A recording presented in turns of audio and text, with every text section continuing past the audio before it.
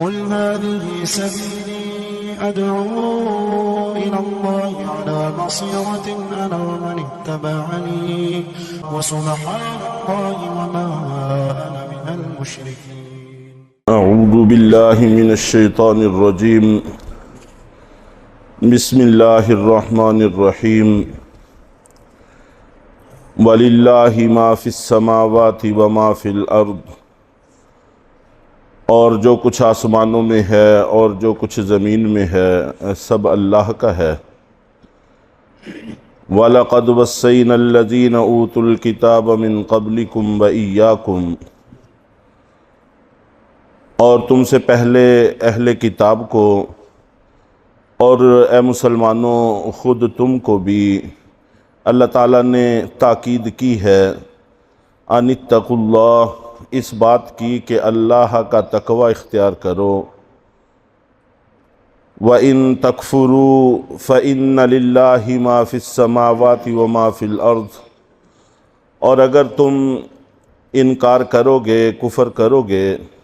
سو یقیناً جو کچھ آسمانوں میں ہے اور جو کچھ زمین میں ہے سب اللہ کا ہے۔ چنانچہ حدیث قدسی ہے، اللہ کے نبی صلی اللہ علیہ وسلم نے ارشاد فرمایا کہ اللہ تعالیٰ خود فرماتے ہیں کہ اگر سارے کے سارے لوگ فرما بردار بن جائیں تو اللہ تعالیٰ کی خدائی اور ربوبیت میں ذرہ بر کوئی اضافہ نہیں ہوگا، اور اگر خدا نخواستہ سارے ہی منکر ہو جائیں اور اللہ کا انکار کر بیٹھیں تو تب بھی اللہ کی ربوبیت میں، اللہ کی خدائی میں کوئی کمی واقع نہیں ہوگی، اس لیے کہ وَكَانَ اللَّهُ غَنِيًّا حَمِيدًا، اللہ تعالیٰ ہر چیز سے، ہر کسی سے بے نیاز ہیں، مستغنی ہیں اور بذات خود قابل تعریف ہیں۔ وَلِلَّهِ مَا فِي السَّمَاوَاتِ وَمَا فِي الْأَرْضِ، اور جو کچھ آسمانوں میں ہے اور جو کچھ زمین میں ہے سب اللہ کا ہے۔ وَكَفَى بِاللَّهِ وَكِيلًا، اور کام بنانے والی ذات صرف اللہ کی ہے، اللہ کی ذات ہی کافی ہے۔ اس تھوڑے سے حصے میں اللہ رب العزت نے ایک جملے کو 3 دفعہ دہرایا ہے، جبکہ یہی جملہ پچھلے صفحے پر بھی گزرا ہے کہ جو کچھ آسمانوں میں ہے، جو کچھ زمین میں ہے سب کچھ اللہ کا ہے۔ ظاہر ہے کہ جب سب کچھ اللہ کا ہے، اللہ ہی نے ہر چیز کو پیدا کیا ہے، تو پھر نظام بھی اللہ کا ہونا چاہیے، اور جو چیز بھی اللہ کے اس نظام میں رکاوٹ بنتی ہے تو اللہ رب العزت اس کو راستے سے ہٹانے کا پورا حق رکھتے ہیں۔ چنانچہ اس کے لیے اللہ تعالیٰ نے 2 نظام قائم کیے ہیں کہ اللہ کے نظام میں کوئی چیز بھی رکاوٹ نہ بنے، اور آپ جانتے ہیں کہ آسمانوں میں تو جو کچھ بھی ہو رہا ہے وہ سارا کا سارا اللہ کے نظام کے مطابق ہو رہا ہے، اس میں تو ذرہ بر کچھ بھی اللہ کے حکم کے خلاف نہیں ہوتا،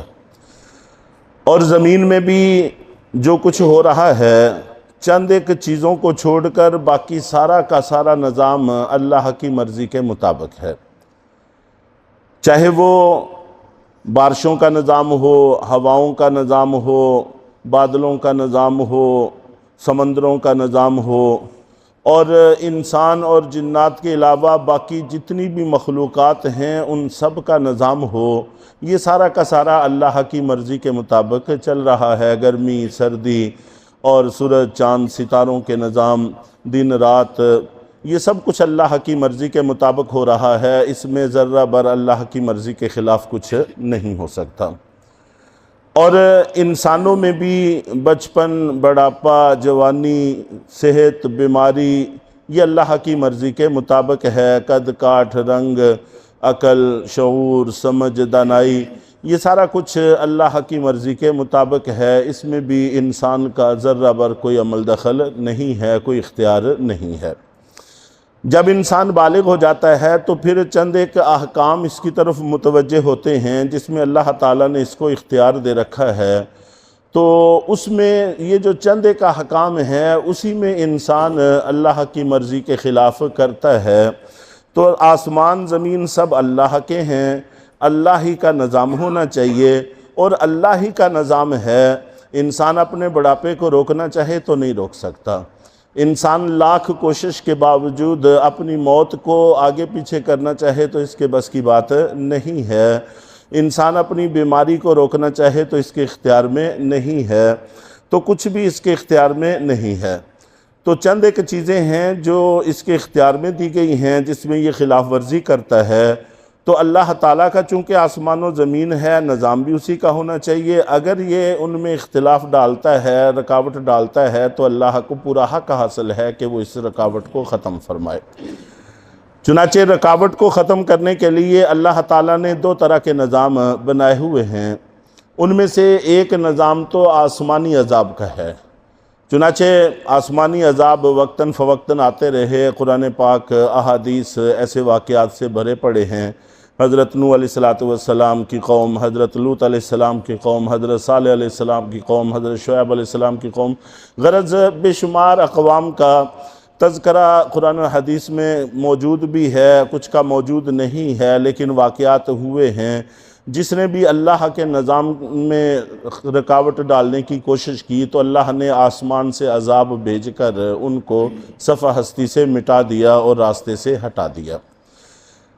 اور امت مسلمہ میں خاص طور پر اور پہلی امتوں میں بھی بعض طور پر یہ نظام بھی رکھا ہے کہ اللہ تعالیٰ نے اہل حق کے ذمہ یہ فریضہ عائد کر دیا کہ وہ جہاد کے ذریعے سے رکاوٹوں کو ختم فرمائیں۔ چنانچہ اسلام کا اصول اور ضابطہ بھی یہی ہے کہ اسلام چاہتا ہے کہ اللہ کا نظام ہونا چاہیے، اس لیے کہ زمین اللہ کی ہے